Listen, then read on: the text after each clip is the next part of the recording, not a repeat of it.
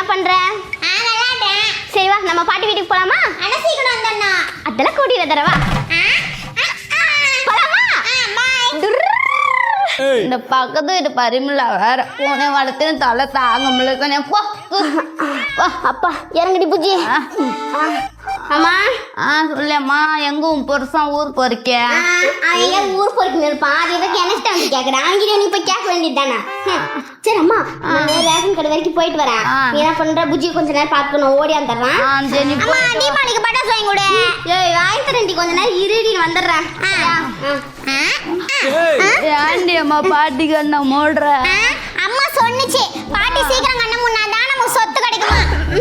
ஆடி பாவி பிஞ்சில நஞ்சு வருகிறேன். அது எல்லாம் வேற முடியும்.